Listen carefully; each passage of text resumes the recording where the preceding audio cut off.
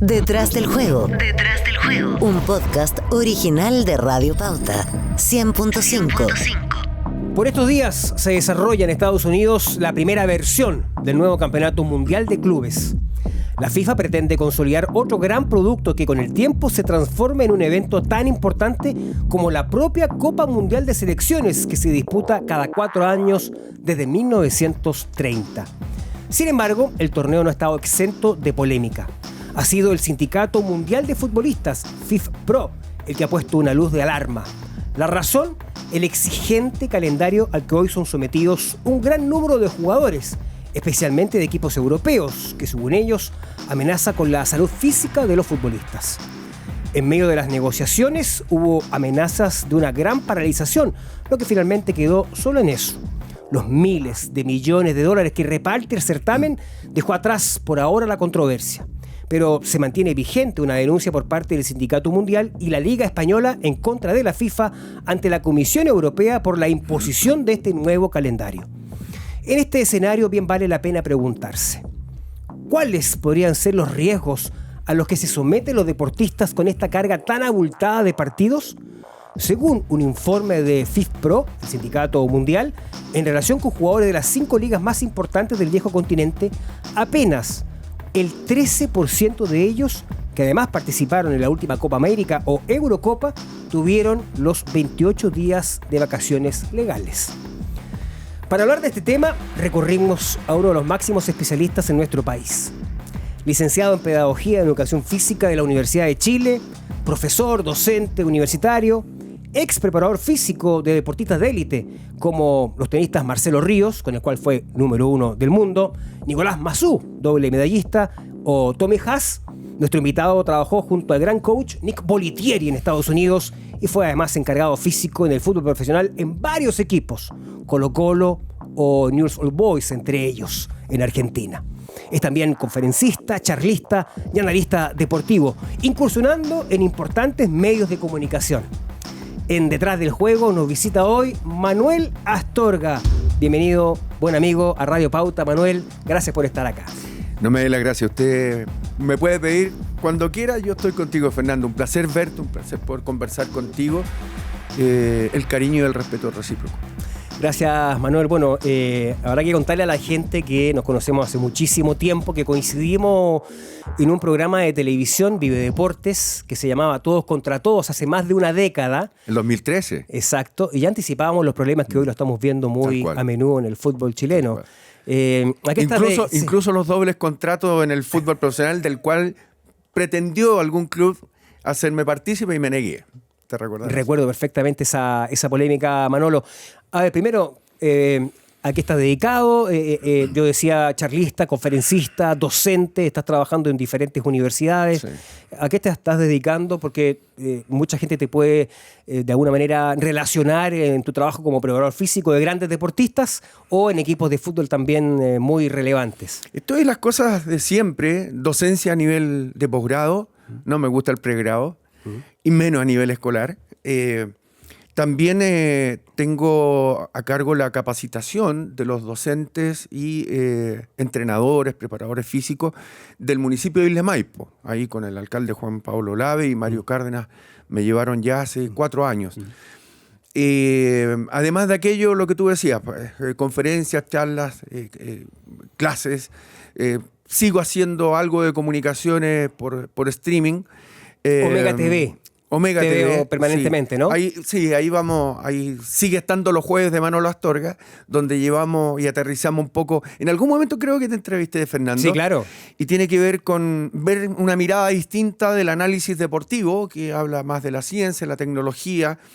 Básicamente aquello. No es tanto con el túnel, el sistema 442. Claro, una cuestión más científica, ¿no? Darle un poco más académica. Es darle una explicación al resultado deportivo. El aforismo que utilizo siempre. Analizamos el interior para saber cómo y por qué se expresa el exterior. Entonces, pero en varias cosas, Fernando. Así que contento, tranquilo, bueno, y entrenando a algunos deportistas. ¿Sigues entrenando? Entrenando a algunos deportistas. ¿A nivel profesional o amateur? Hay algunos, ahora hay uno que está dando vueltas por Europa en el tenis, otros son unos golfistas, el otro es un jugador joven de Everton de Viña del Mar, que estoy con un trabajo...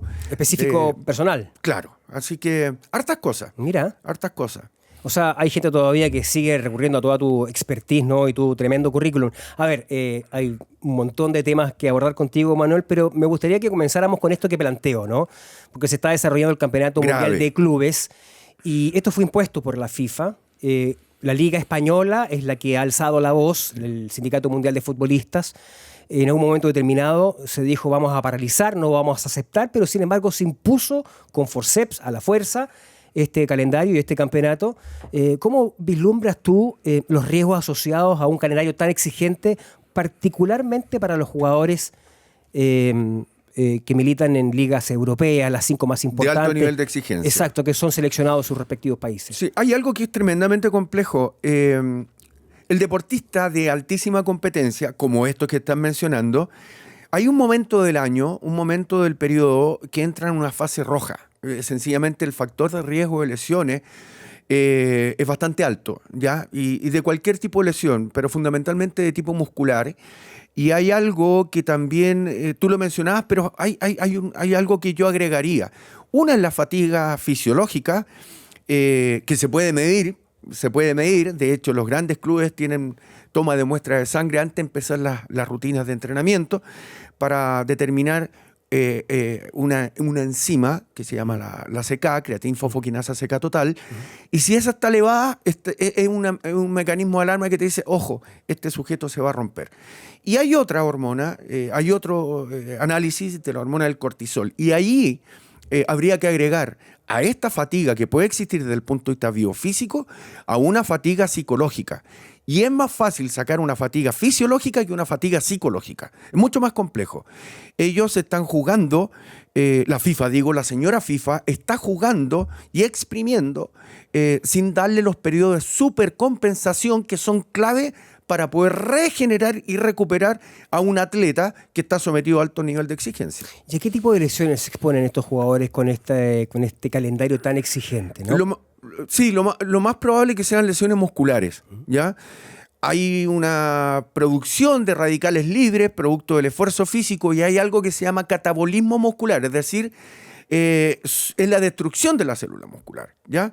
Entonces hay que tener mucho ojo con eso. Me parece que las musculares pueden ser las primeras, pero no menor podría aparecer algún jugador con una fractura por estrés o un edema óseo. Si hay cansancio o fatiga, también el organismo no responde de la misma manera.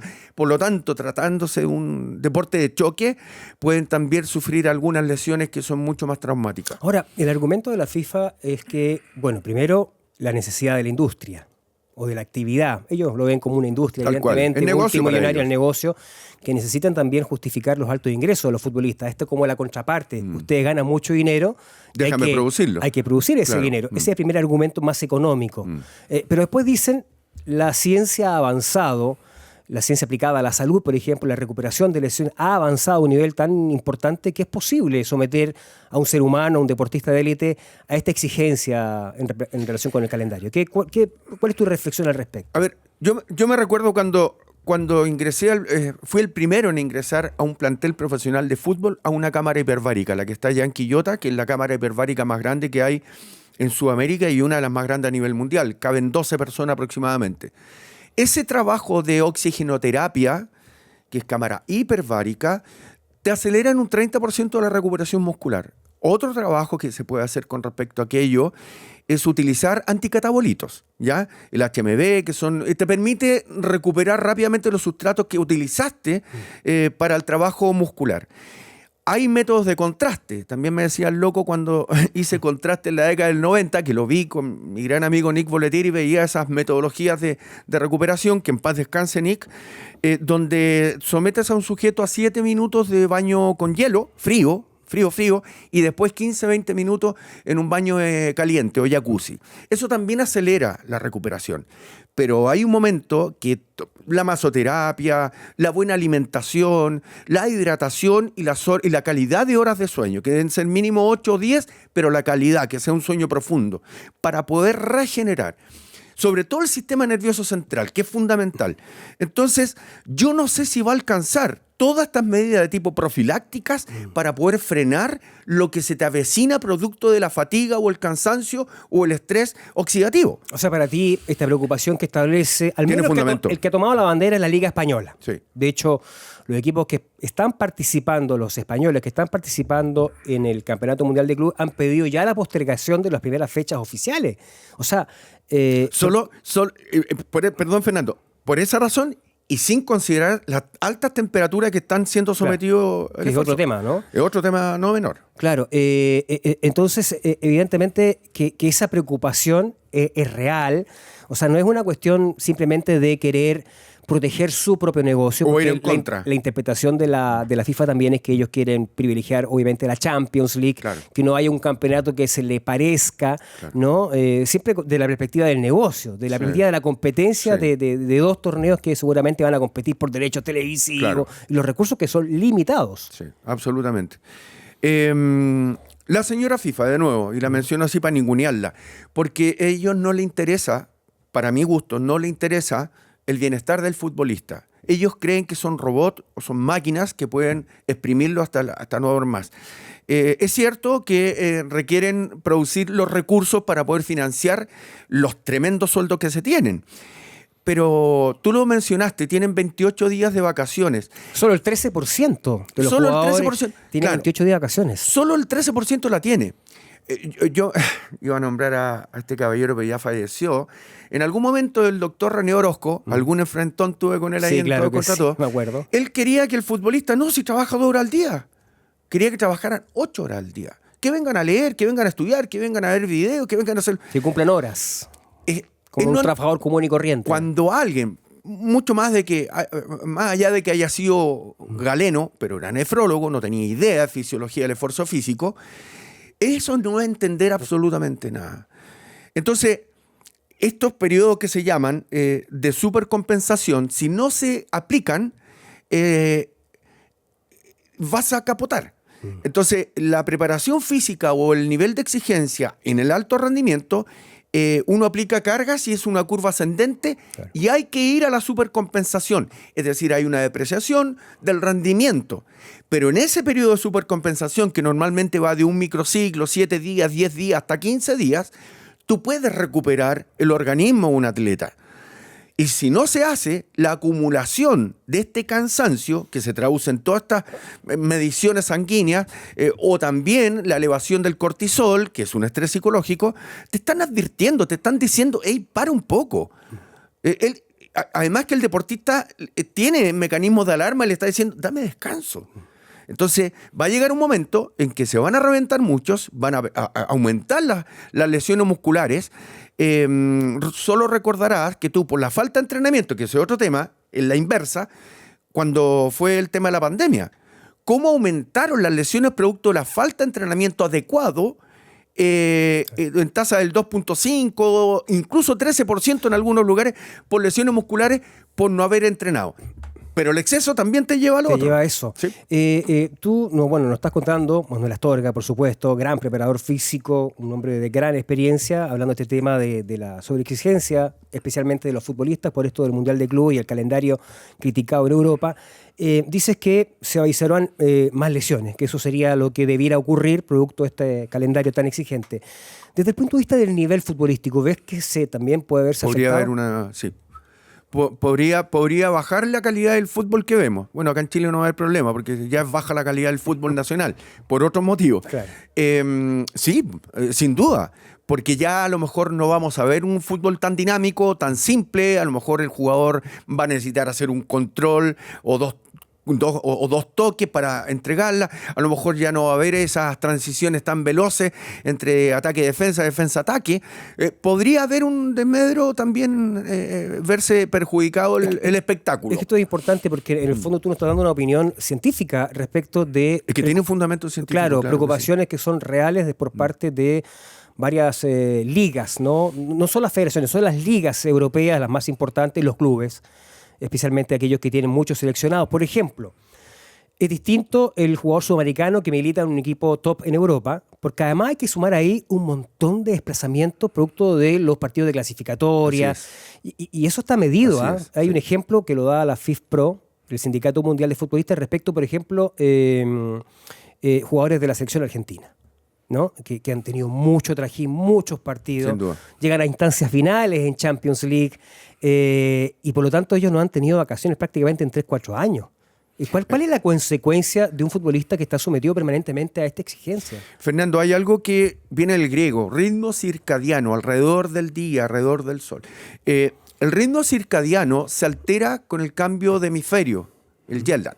Y eso, cuando no se regula el sueño en forma adecuada, la acumulación te va a llevar a capotar también, de la misma manera. Entonces, cuando tienes traslados cruzando el charco, el continente... Al margen de que vengan en primera clase, eso da lo mismo, ¿no? Te afecta igual. Da lo mismo, da lo mismo, porque estás cambiando de hemisferio en forma permanente, entonces hay un desajuste muchas veces. Tu cama, si finalmente también es muy importante eso. Es sin duda. Y no todos los clubes o no todas las selecciones tienen esta tecnología de punta, no todos tienen cámara hiperbárica, que es distinta a la hipovárica. Podríamos tocar ese tema también de la mala preparación y estrategia que se hizo con la selección chilena en Bolivia, pero bueno, obviamente que agota ese cambio del ritmo circadiano que tú tienes que regular. A ver, duermo 8 a 10 horas, entreno 3 a 4 horas diarias, me relajo, descanso en actividades sostenidas otras 4 horas. Tiene que sumar las 24 horas del día. ¿Y qué pasa si está alterado el sueño?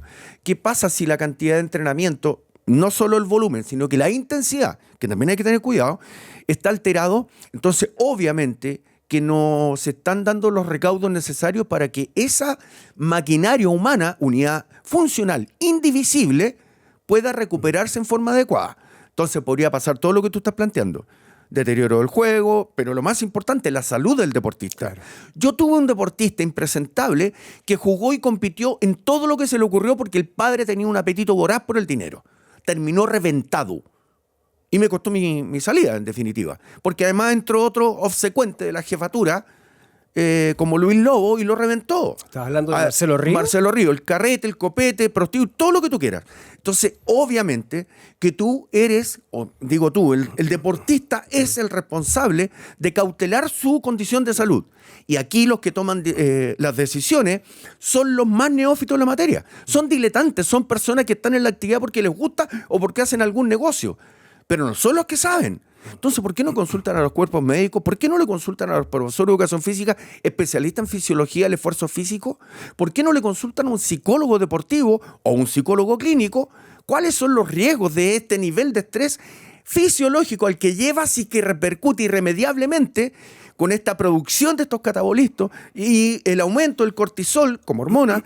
Te lleva a un organismo a no funcionar como corresponde. Duda, Manuel, porque hemos visto que son, no sé si son casos, son casos efectivamente aislados por el talento. ¿Excepcionales? Excepcionales. Djokovic, a la edad, compitiendo a un nivel altísimo, espectacular. Roger Federer, el mismo Nadal, al final de su carrera, obviamente que le pasó la cuenta, pero llegó hasta a una altísima edad, digamos, en términos normales, generales, o en promedio. Lo que tiene Ronaldo. Entonces, también ahí dice la FIFA, bueno, acá hay ejemplos de que se puede exigir el organismo un poco más, ¿no? O tú dices, esos son ejemplos demasiado aislados. A ver, hay un factor de heredabilidad que es un componente no menor, que podría ser que ellos, y si se hace un estudio de todo esto que tú has nombrado, que a lo mejor les facilita el hecho, por este factor heredable, de que ellos tengan una condición tal y cual, o se puedan recuperar más rápido.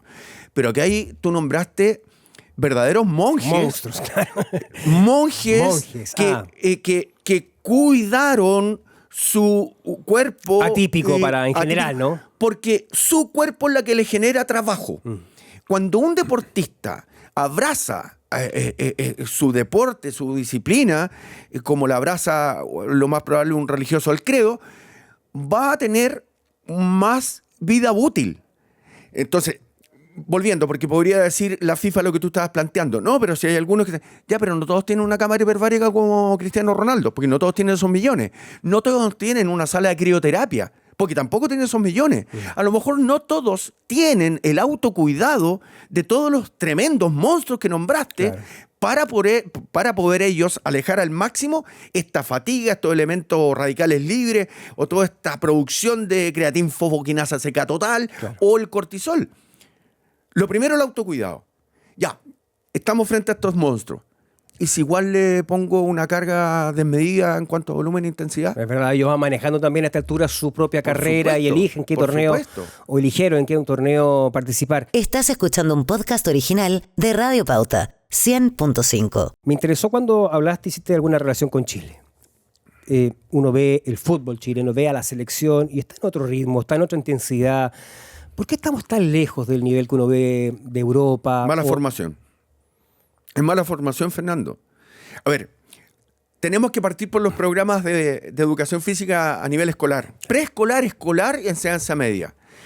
Además, un problema de base, es un problema de base. Todavía aquí se tiene o se busca el rendimiento a temprana edad y no existe una estimulación temprana para el desarrollo neuromotor o psicomotor. No existe. Entonces, cuando llegan a la etapa precompetitiva en el fútbol formativo, llegan con falencias de todo tipo. El gran Gert Weil, que en algún momento lo entrevisté en Fox Sports, Gert utilizó una frase y dijo: Manolo, el problema comenzó cuando los niños se bajaron de los árboles. ¿Qué quería decir con esto? Cuando dejaste de tener la estimulación del entorno, dejaste de jugar al caballito bronce, dejaste de elevar volantines, dejaste de jugar al trompo. Poca actividad física. A las actividades lúdicas, claro, que requería tu cuerpo, claro, desarrollarlo desde el punto de vista neuromotor. Pero, a ver, porque dicen que es un problema generacional. Hoy los niños están pegados al celular, ¿no es cierto? Pero en Europa también pasa eso y sin embargo producen grandes atletas y los futbolistas están en otro ritmo. Pero hay un problema nutricional también, Fernando. Yeah. Pero al margen de eso, para mí, lo más grave es que los mejores profesionales, con excepciones maravillosas, pero los mejores profesionales, para mi gusto, deben estar en los colegios y deben estar en el fútbol formativo. Hay parámetros medibles de algunos clubes importantes de Chile en el fútbol formativo y tiene una diferencia hasta 40% en algunos parámetros medibles con sus pares europeos. Al margen de aquello, solo considera este elemento. Hay un nivel experiencial deficitario porque el fútbol nacional o un jugador del fútbol nacional juega 30, 40 partidos como mucho. El vecino juega 57 a 65 partidos, lo mismo que en Brasil. Argentina, y el nivel de competencia, el nivel de experiencia con alta competencia es totalmente distinto. Un chico, a ver, el fútbol formativo es un triunvirato entre Colo-Colo, la U, la Católica, y se podrá sumar de sometimes. Suma la falta de competencia, además. Ese es el punto. Claro. Falta competencia, y la competencia que tiene, que es precaria en cuanto a partidos, o sea, Colo-Colo, la U y la Católica juegan entre ellos algo de nivel de exigencia mayor. Claro. Con el perdón con el respeto que merecen muchos clubes, y les pido perdón. El resto son arroz. Entonces el nivel de exigencia es menor. Además, Colo-Colo, la U, la Católica, hacían gira a Europa. Iban a buscar niveles de exigencia mayor. Hoy día no. Entonces, cuando se entreveran los seleccionados nacional, sub-17, la sub-20, con sus pares, es una vez al año, y cuando llegan a la adulta, se encuentran con todos estos monstruos que vienen preparados de otra manera, no solo desde el punto de vista biofísico y técnico, sino que también desde el punto de vista cognitivo. Es precaria. Le gusta a quien le guste escuchar esto. Es precaria. Sí. Hay algunos que están en el fútbol formativo como profesionales y no deberían estar. Igual que algunos dirigentes. Y hay otros que son realmente eminencias en lo que hacen y no están, porque no tienen la obsecuencia con un jefe. Bueno, está el tema del negocio, todo eso que también que es un problema estructural de Chile. Tú cuando hablabas un representante te echa. Claro, las giras que hacían los equipos importantes de Chile a Europa, yo recuerdo 20, 30 años atrás, era muy habitual, ¿no? La Católica, la U, la Colo-Colo, jugando partidos con grandes equipos de Europa en sus respectivas divisiones, por supuesto. Hoy eso se cortó por un tema de financiamiento, es un costo para ellos, no hay inversión ahí. Y además, Fernando, ¿te acuerdas de la segunda profesional que se jugaba previo a los partidos del primer equipo? Sí. También se cortó. Antes era la cuarta especial. más atrás de la década del 80, el 70, la cuarta especial. Todavía en Argentina, yo estando en Newell's Old Boys, jugaba de preliminar el equipo que no iba a vestir de titular o no eran convocados al partido oficial. Claro. ¿Eso qué te da? Competencia. Claro. ¿Qué le falta al deportista chileno? Competencia. Competencia. De nada sirve entrenar si no compites. No te alcanza con el talento solamente. No. Tú tuviste muchos talentosos, ¿ah? Ortega, por ejemplo, lo dirigiste en Newell's Old Boys. Ariel. Él con su talento podría... Pero además, no, físicamente era una bestia. Mira. No, físicamente era una bestia. Pese a todo. Sí, más allá. Yo creo que lo conté en una entrevista que me hicieron la Cami Estuardo con la Julia Seitune. Y no sé si fue ahí, pero bueno, da lo mismo. Estoy senil. Entonces, yo le decía que yo agradecía de Ariel. No, me la hizo Eduardo de la Iglesia. Yo le decía, a Ariel jamás nunca lo vi en un acto de indisciplina. Jamás. Había que sacarlo incluso del gimnasio porque quería seguir haciendo fierro. Y necesitaba hacer fierro. ¿Y por qué yo respeto tanto a Ariel? Porque él me llama a mí para una conversación en privado. Y él me dice que él tenía un problema no menor con el tema del alcohol. Entonces, profe, por esa razón de repente yo el primer día o segundo día después de un partido yo necesitaba descansar un poco más. Cuando ya te lo están diciendo, cuando ya está haciendo... O sea, él jugaba el partido, después se daba, sí, digamos. Pero un tipo honesto, un tipo... Okay. Yo no tengo nada que decir contra Ariel, perfecto. Pero absolutamente nada. Ya, pero ahí el talento fundamental. Ya, y ahí viene una frase que yo también la acuñé y a fuego y la repito 1000 veces para que el deportista se convenza. Lou Holtz decía, tu talento solo determina lo que puedes hacer. Tu motivación, que tanto puedes hacer, pero tu actitud, que también lo puedes hacer. Y en la vida, en cualquier actividad humana, Fernando, tienes que hacerlo con maestría. Si quieres ser en ese desempeño excelso, en ese desempeño sobresaliente, lo más cercano a la perfección, a pesar de que la perfección solo existe en Dios, para mí. Entonces, tu talento no te va a servir, no te va a alcanzar. Fíjate que la disciplina vence a aquel talentoso y le permite acercarse a la excelencia. La motivación te sirve para partir algo que te propusiste hacer, pero tu disciplina es la que te hace permanecer y perfeccionarte. Y si no se entiende eso desde las bases, vas a tener gente que cree... O sea, hasta con actitudes pusilánimes frente al trabajo algunos. No, si soy talentoso. No, si no, yo no necesito entrenar. Hoy día, quien no está bien físicamente y del techo, que no tenga tejas corridas, es difícil que llegue a ser un deportista de élite mundial y olímpico. Manolo, tú has trabajado con grandes deportistas que han conseguido cosas realmente espectaculares. ¿Cuál crees tú que ha sido el pupilo con el cual has sacado, digamos, has quedado muy satisfecho con tu trabajo? Nombre y apellido. Nicolás Masufri. El Nico Mazú. Absolutamente. El mejor deportista globalmente, o sea, lo que engloba el concepto de deportista. ¿Qué puede destacar de Nicolás Mazú? ¿Por qué es tan distinto al resto? Tiene la cualidad volitiva. Las cualidades volitivas son los fenómenos de la voluntad. Puni, en su libro, Igor Puni, un ruso, habla de los fallos de la función ejecutiva. Es cuando el sujeto o el deportista se subyuga al rival, deja de tomar iniciativa, deja de tener coraje, no corre riesgos, en fin, lo supera al rival por esas condiciones. Nicolás Mazú, el año 95, a mí me traen 3 chicos para entrevistarlos. Y yo pregunto a esos 3 chicos, Karen Arboe, que vive hoy día en Estados Unidos, hermana Filipe Arboe, otro pupilo que también tuve, Juan Ignacio Flores, que era número 1 del mundo, a nivel sudamericano en su categoría, perfecto. Y este chiquitito de 15 años que se llamaba Nicolás Mazú. Y le pregunto, ¿dónde quieres llegar? Yo voy a ser número 1 del mundo. Pero por convicción. Le salió de las vísceras. No le salió de la boca para afuera. Y Nicolás, y hay una frase que está acuñada, a fuego, nada es difícil, nada es imposible, Juan. Ni una hueá. Ni una hueá. Ni una hueá. Claro. Cuando alguien, aquí yo me emociono también porque Fernando, o sea, Nicolás lo entrevistamos en el Net Nunca es Tarde con Claudito Palma. Sí. Y le pregunté, y esto te puede dar la respuesta, y le preguntaba Claudio, pero Nico, ¿nunca estás cansado? ¿Nunca renuncias? Te vemos que siempre sigues. No tengo derecho a renunciar. Si mis abuelos arrancaron de la Segunda Guerra Mundial. Decía eso, Nico. Cuando un tipo se propone, cuando todos le decían que no iba a llegar a ningún lado. El capitán de Copa Davis, el médico de Copa Davis, mucha gente. Pero mucha gente. No creían en él. No, al revés morronguero que tenía, frase típica de Pato Cornejo. Llegó. Y llegó por su actitud. Y ojo, que su forehand, su derecho era muy bueno, su servicio también. Pero lo más grande que tenía Nicolás como característica eran sus cualidades volitivas. A él no lo iban a doblegar. Aunque tuviera dificultades, iba a sacar adelante la tarea. Sin duda, el mejor deportista chileno de todos los tiempos, y están las medallas, y yo creo que ha sido reconocido en general, ¿no?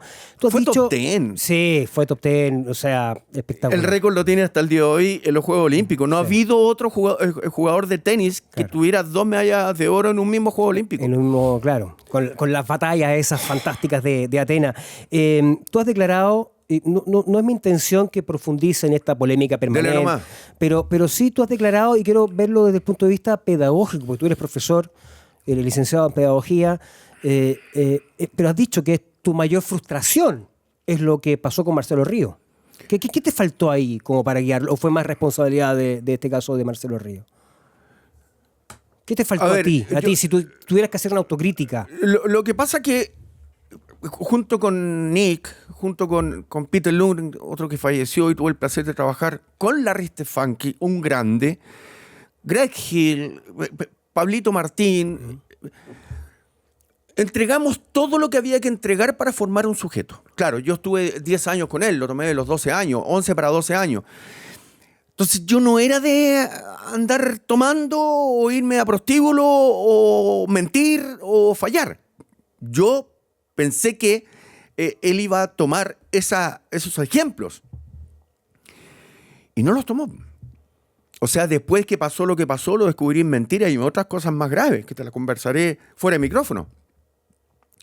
Es una desilusión tremenda, atroz. Con mucho talento, hizo poquito. Pero poquito. Sí, nos metimos top 10 en el año 96, y cuando me despidió a mí estaba 8 del mundo, al año ya estaba 800 del mundo. No digo que haya sido solo por mí. Digo que fue la toma de decisiones contaminado por ese apetito voraz, codicia total de parte del padre, que lo lleva a capotar tempranamente. ¿Todas estas críticas no te han traído problemas? Me da exactamente lo mismo. Yeah. No, me da exactamente lo mismo. Y aún más, lo voy a decir. No me busquen el odio, porque si no, voy a abrir la olla. ¿Ah? No revuelquen lo que hay en esa olla, porque va a salir olor a estiércol. Que no me toquen. ¿Y te afecta? Porque evidentemente... Me da rabia. Hablar de... Pero Marcelo Ríos es alguien que tiene muchos adeptos, ¿no? Y no sé si tú te manejas en redes sociales, pero... No lo sigo. Está bloqueado por todos lados. Ya. No pesco. Todo lo que salga de él no me interesa. Hace 2 semanas me llamaron por el tema de su divorcio y todo. Me da lo mismo. Elizabeth Taylor tuvo 5 matrimonios. El problema no eran de las parejas, el problema de ella. O sea, es lo mismo que Nicolas Cage, 5 matrimonios. ¿Y este sujeto cuántos tiene? ¿Problema de las parejas? No, o sea, en el fondo quería una reflexión respecto de tu labor como pedagogo, preparador físico de un tremendo talento, eso es innegable. O sea, es uno de los mayores logros deportivos también para Chile. Sin duda. Está dentro de los 5 tenistas más talentosos en la historia del tenis mundial. Está dentro de los 5. Sin duda, ¿no? Sin duda. Sí, es que no es más talentoso, pero no es suficiente. No es suficiente. Pero mira Fernando, como pedagogo, frustración,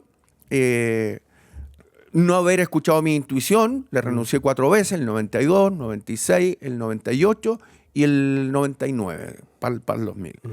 No haber seguido esa intuición. No vale la pena. No vale la pena. No valió la pena. O sea, por el trabajo que hice, eran entre 8 meses del año fuera de casa, no vi crecer a mis hijos. ¿Valió la pena? No vale la pena. Ningún título del mundo, o lo que me hayan mencionado a mí el 96-98 como el mejor preparador físico del Tour a nivel mundial, tampoco vale la pena. Las lisonjas no me interesan. No me interesan. A mí me interesa hacer un buen trabajo. Y para eso, o sea, si yo volviera a tener... Lo primero que hago es revisar un sujeto y que le hagan una evaluación psicométrica. Quiero saber si estoy hablando con un sociópata, si estoy hablando con un pelotudo, si estoy hablando con una persona con calidad moral, ético-moral y sus valores y principios que sean irrenunciables. No vale la pena el alto rendimiento para entreverarse con ese tipo de gente. Finalmente, Manuel, no has vuelto al fútbol. A ti te gusta mucho, bueno, eres hijo de un grande. Mi papá. Manuel Astorga, arquero de la selección chilena del 62, del Valle Azul. Y lo vimos unas imágenes maravillosas cuando lo homenajearon también en Lindo, algo sí. bueno que hiciera Azul, ¿no? Reconocer a los históricos. ¿No has vuelto al fútbol? ¿Has tenido ofertas? Sí. Ya. ¿Y por qué no quieres volver al fútbol? Primero, cuando salí de la Universidad de Concepción, ¿Qué pasó ahí en la U de Conce? El tema del doble contrato. el tema que me ofrecieron el doble contrato, lo dijimos ahí en Todos contra Todos. Sí, me acuerdo. Y te acuerdas que además me dijeron que no, Manuel está loco. Y después tú diste la noticia cuando estaba en Chilevisión y aparece toda esta maquinaria de delincuencia a nivel de ANFP. Sí, salí por eso, porque sencillamente no iba a estar en un lugar en que me pagaron siempre el sueldo, aunque no firmaba las liquidaciones. Las liquidaciones. Y por esa razón, ese año, el 2010, fin del 2010, o todo el 2010, UDECONCE pudo haber sido desafiliada por la NFP. Claro. Pero recordad que estaba Felipe Israel, que fue compañero mío en el colegio cuando yo era chico allá en el Colegio de Concepción, era el directorio, y don Marco Israel, socio de Elías Salazar, ahí hicieron alguna gestión para que no ocurriera. Al final me pagaron todo y todo lo demás. No quiero volver al fútbol, Fernando, porque nosotros los que estamos en primer equipo no estamos para superar las falencias que traen primero los chicos de el fútbol formativo. Segundo, me costaría mucho, por decir que no lo podría hacer y no lo haría, de ver o entreverarme con representantes que muchas veces son los que manipulan y manejan tanto a los directorios como a directores técnicos. No podría aceptar el representante en el entrenamiento, oye, te tienen que jugar. Es imposible. No puedo. No pero puedo. Tú sabes que eso pasa hoy. Pero claro que pasa, A mí me ofreció Coima, el representante Cereceto, jugador que tuve, joven, en Newell's Old Boys, y lo ofreció a la Universidad de Concepción. Y él me dice, no me acuerdo el nombre de él, pero era Cereceto el jugador. Manuel, ayúdanos, después arreglamos ahí entre medio. ¿Qué me estás ofreciendo? ¿Qué estás insinuando? Le corté. Además que yo no tomo decisiones, si es el técnico. Bueno, tuve la posibilidad de estar con Nano Díaz en Coquimbo, la posibilidad con mi gran amigo Miguel Ramírez también estar. Me retaba Miguel. Desgraciado. ¿Ahora en la Unión Española o en Iquique? No, cuando estuve en Iquique, Ya, cuando perfecto. estuve en San Felipe creo también. Okay. Entonces, no tengo deseo. Y me devolví de la Universidad de Concepción porque quería estar con mis 4 hijos. Ya, perfecto. Sí, claro. Sí. Pero bueno, estás igual siempre vigente, te escuchamos en los programas. Se fue rapidísimo el tiempo porque tú lo haces con mucha pasión, con mucho conocimiento, siempre un reconocimiento además a la manera en que lo comunicas, Manolo. Tenemos una muy buena amistad, un reconocimiento para ti, para tu trabajo y por supuesto siempre deseándote lo mejor de los éxitos, Manolo, y agradecer nuevamente tu presencia acá en este podcast que se llama Detrás del Juego. Para mí un placer, Fernando. Sabes que te quiero mucho y sabes que te respeto mucho. Y me alegro que estés en todos los medios de comunicación porque eres un tremendo aporte. Te respeté antes de estar en los medios de comunicación y al estar y compartir contigo un trabajo me di cuenta del pedazo de tipo que eres. A propósito de los de reporteros ahí entrevistando a los preparadores físicos o al preparador físico de grandes deportistas. Manolo, otra vez, muchas gracias. Queremos a todos ustedes también agradecerles que hayan estado ahí muy atentos a esta muy interesante y apasionante conversación con Manuel Astorga, un gran preparador físico, constructor de grandes talentos también, ayudar a consolidar grandes talentos en el deporte chileno e internacional. Por supuesto también a quienes estuvieron muy atentos a esta entrevista en la señal de aire de Radio Pauta, e invitarlos a que no se olvide de esto, a revisar todos los capítulos que están disponibles en todas nuestras plataformas digitales.